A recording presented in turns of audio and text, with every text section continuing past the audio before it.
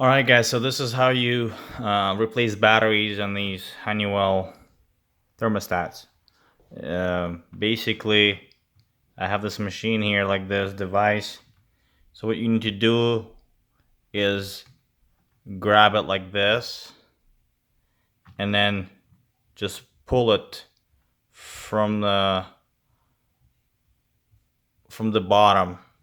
I already took mine off, but basically just give it some force and it should come off.